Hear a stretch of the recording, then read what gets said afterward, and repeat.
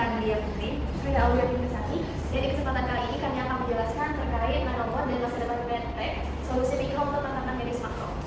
Pertama-tama akan dijelaskan oleh Monica. Oke, untuk latar belakangnya sendiri, di dunia medis saat ini itu menghadapi tantangan besar seiring meningkatnya penyakit kronis, kompleksitas kondisi pasien, serta keterbatasan teknologi dalam memberikan terapi yang benar-benar presisi. Nah, metode diagnosis dan pengobatan konvensional seringkali tidak mampu menjangkau area jaringan yang sangat kecil, kurang akurat dalam mengidentifikasi kelainan pada tahap awal, serta menghasilkan efek samping yang tinggi akibat penyebaran obat yang tidak merata.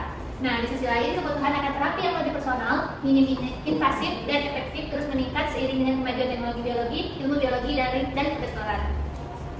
Nah, nanobot ini merupakan salah satu inovasi medtech yang menawarkan potensi besar untuk menjawab tantangan tersebut. Dengan kemampuan bekerja pada skala mikro, nanobot dapat meningkatkan akurasi diagnosis, memberikan terapi yang lebih terarah, dan melakukan pemantauan kondisi pasien tanpa memerlukan fasilitas medis kompleks.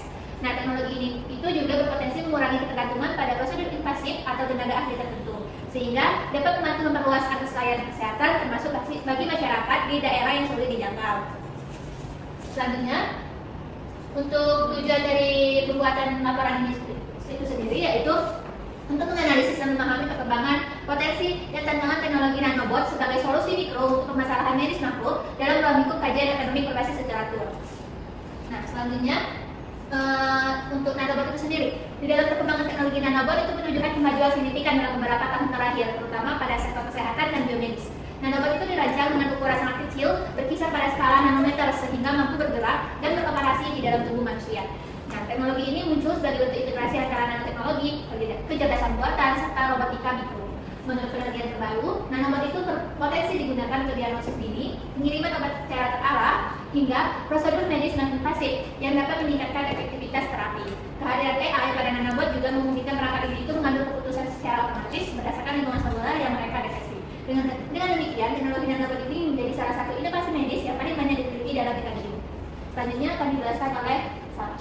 Oke, baik, selanjutnya di sini saya akan menjelaskan terkait teknologi apa yang ada di nanobot dan kaitannya dengan teknologi saat ini.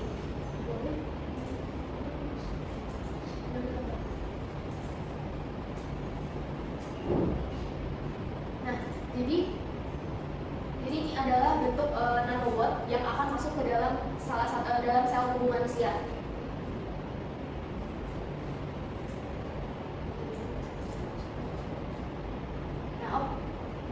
Nah, untuk komponen utamanya sendiri, nanobot itu nanobot ini dapat dilihat menjadi beberapa bagian. Yang pertama itu ada mikrokamera, terus ada payload, terus ada kapasitor, dan ada swimming tail. Boleh di-scroll?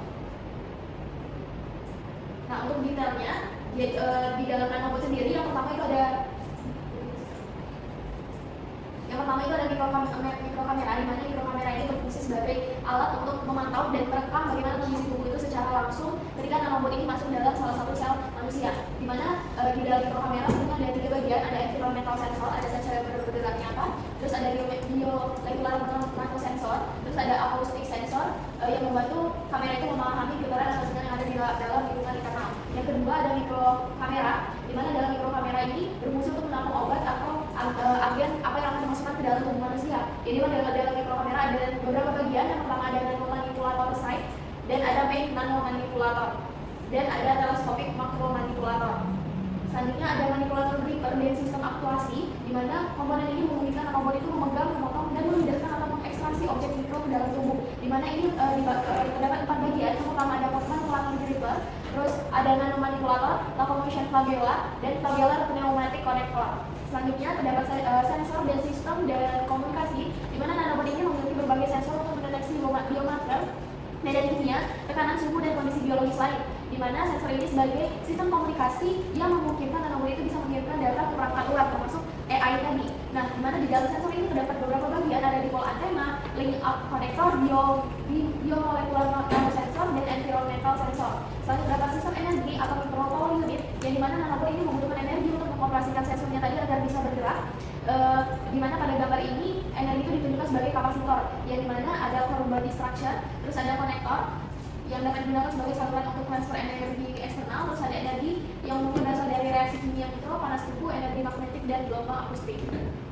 Nah, untuk skema dari alat-alat yang terdapat di dalam nanobot itu tadi, bisa dilihat untuk deteksi awalnya saat nanobot itu masuk ke dalam tubuh manusia, mikrokamera itu akan bekerja melakukan visualisasi dan langsung melakukan sensor biomolekul untuk membaca target tujuan itu kemana. Selanjutnya akan terdapat sensor lingkungan yang mendeteksi pH atau suhu, ini peran dari environmental sensor. Terus sensor akustik itu membaca getaran biologis, itu peran dari acoustic sensor. Selanjutnya setelah ada deteksi awal, kita analisis dan mengambil keputusan, melakukan identifikasi target biologis melalui sel atau jaringan, dan bisa juga melalui pihak eksternal atau pihak luar, dan dengan melakukan navigasi, intervensi, pelepasan payload. Selanjutnya navigasi menuju target tujuannya kemana.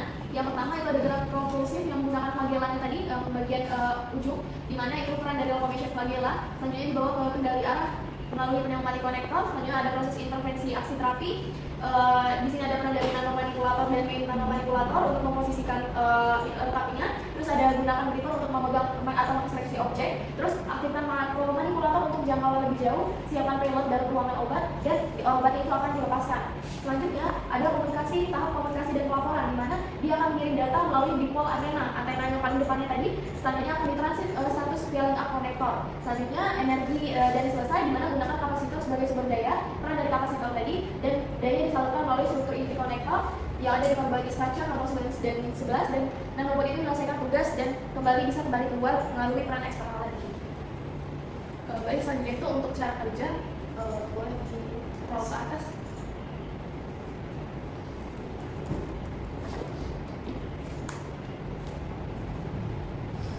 Nah, untuk cara kerja ini sendiri terbagi dari beberapa fase. Fase pertama itu adalah fase untuk masuk ke tubuh. Nah, nanobot ini dapat dimasukkan melalui pertama itu ada injeksi intravena, terus ada kapsul oral berlapis khusus, terus ada implantasi mikro. Nah, materialnya ini harus biocompatible dan tidak memicu reaksi imun.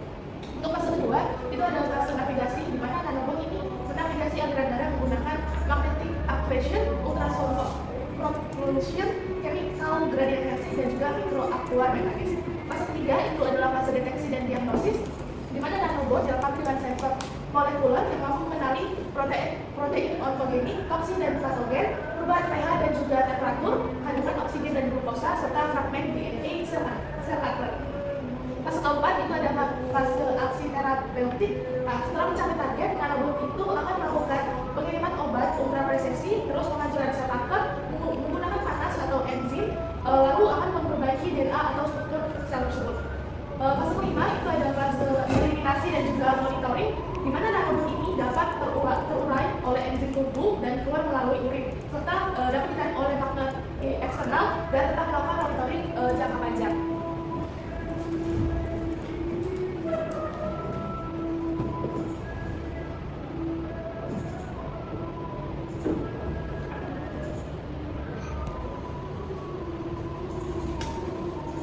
Oke, selanjutnya itu masuk pada potensi penerapan teknologi nanobot di Indonesia. Di sini kami menemukan beberapa hal yang menjadi potensi kenapa sih nanobot itu dapat diterapkan di Indonesia. Yang pertama itu adanya tingginya jumlah penderita kanker di Indonesia. Nah, kanker ini kan termasuk penyakit dengan jumlah kasus yang terus meningkat setiap tahunnya. Jadi teknologi nanobot ini dapat memanfaatkan sebagai alternatif pengobatan yang lebih efektif, terutama untuk pasien yang membutuhkan terapi yang lebih presisi. Yang kedua, karena Indonesia itu memiliki sumber daya material untuk pembuatan nanobot itu sendiri. Jadi di beberapa jurnal yang kami temukan itu penggunaan material seperti butasan dan gelatin dalam pengembangan nanobot itu banyak banget ditemukan di Indonesia dari limbah kulit udang dan kepiting. Nah, hal ini menjadi keuntungan karena material dapat diproduksi secara lokal. Selanjutnya adalah karena sudah adanya lembaga riset yang mendukung teknologi nano itu sendiri. Nah, beberapa itu institusi seperti BRIN atau universitas seperti ITB, UI, dan UGM itu telah mengembangkan riset terkait nanoteknologi dan biomedis. Nah, keberadaan fasilitas ini menjadi modal awal tentunya untuk memulai penelitian nanobot pada tahap awal, seperti uji laboratorium dan pengembangan prototipenya. Lalu itu ada industri farmasi nasional kita itu yang cukup kuat, karena perusahaan seperti Bio Farma, Kalbe, Dexa Medica, dan Kimia Farma itu memiliki infrastruktur produksi dan kemampuan riset yang dapat mendukung pengembangan teknologi nanobot di masa depan. Dan yang terakhir adalah mendukung arah kebijakan dari pemerintah. Nah, pemerintah di Indonesia saat ini sedang mendorong inovasi di sektor kesehatan melalui transformasi teknologi digital dan penguatan teknologi medisnya sendiri, Mas. Nah, teknologi nanobot ini sangat sesuai dengan arah ini karena menawarkan model pengobatan yang lebih modern. Nah, di sini juga walaupun tadi kita udah banyak menyebutkan potensi-potensinya, tapi ternyata masih ada tantangan dan risiko dari teknologi nanobot ini. Nah, yang pertama itu karena masih terletak pada keterbatasan teknologi, terutama dalam hal desain seperti sistem propulsi. Nah, nanobot ini bahan yang tidak hanya mampu berfungsi secara efektif di tubuh manusia, tetapi juga yang harus benar-benar berkompatibel agar tidak menimbulkan reaksi toksik atau penumpukan berbahaya di organ tertentu. Nah, pada level nano, desain komponen seperti sensor, aktuator, dan sistem navigasi sangat kompleks karena ukurannya tadi kan nano kecil banget gitu ya. Jadi akibatnya pengontrolan nanobot di dalam tubuh ini masih belum stabil. Dan yang kedua itu keamanan klinis.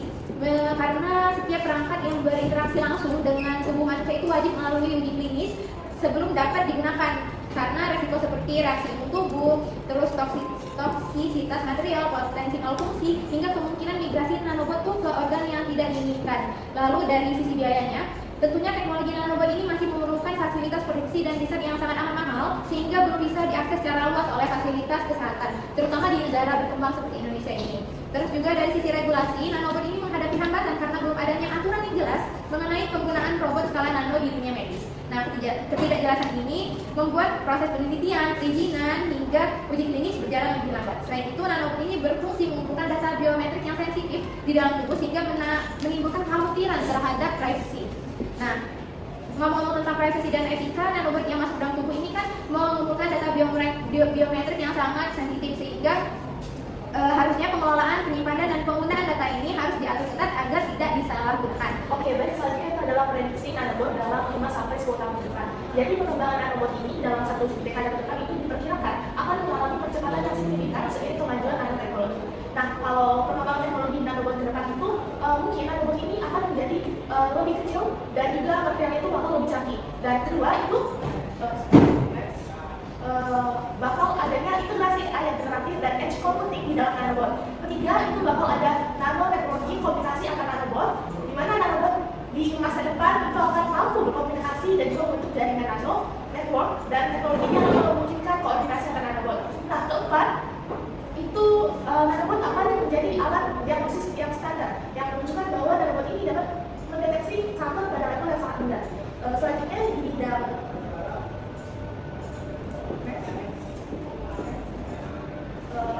dampaknya terhadap di dunia pekerjaan itu perkembangan nanobot akan menciptakan ekosistem pekerjaan baru di sektor kesehatan dan juga teknologi. Pertama, itu akan munculnya profesi baru berbasis nano dan juga AI. Kedua, transformasi industri farmasi dan juga rumah sakit, di mana industri farmasi akan berubah dari sistem obat masal menjadi obat individual. Nah, selanjutnya itu untuk dampak ekonomi. Pertama, itu bakal ada penurunan biaya pengobatan jangka panjang, karena nanobot ini dapat mendeteksi penyakit sebelum muncul gejala. Jadi biaya perawatan jangka panjang seperti kanker, gagal ginjal, atau penyakit kronis itu bakal diprediksi turun hingga 30-50%. Yang kedua itu ada pertumbuhan industri bioteknologi dan juga startup meditech. Dan selanjutnya itu ada di dampak sosial. Pertama itu bakal ada peningkatan angka harapan hidup. Nah, dengan deteksi penyakit sedini mungkin dan juga terapi presesi, masyarakat itu akan memiliki harapan hidup lebih tinggi dan juga kualitas hidup yang lebih baik. Yang kedua itu ada perubahan cara orang menjaga kesehatan, di mana nanobot ini akan memungkinkan pemantauan kesehatan secara real time di dalam tubuh, dan masyarakat itu akan memantau faktor itu sejak stadium 0 gitu. Terus mendeteksi infeksi sebelum berjalan serta menjaga penyakit kronis itu agar tetap stabil dan agar tetap stabil. Next. Yang terakhir ini ada keamanan dan juga privasi yang menjadi isu sosial baru. Karena nanobot ini kan dapat membaca data biologis seseorang, bakal muncul pertanyaan sosial dan juga etika baru seperti siapa pemilik data biometrik tubuh, bagaimana jika data dapat disalahgunakan, dan yang terakhir itu apakah nanobot itu boleh bekerja secara 24 jam tanpa pengawasan. Nah, selanjutnya ini adalah beberapa jurnal yang kami dapat dan artikel yang kami baca juga. Di sini ada nanobot sekalian dalam revolusi industri, itu dari Universitas Airlangga. Terus juga ada di sini ada juga bisa di-download PDF-nya. Terus juga ada di sini artikelnya, gambar-gambar. Ini juga artikel dan sini juga artikel.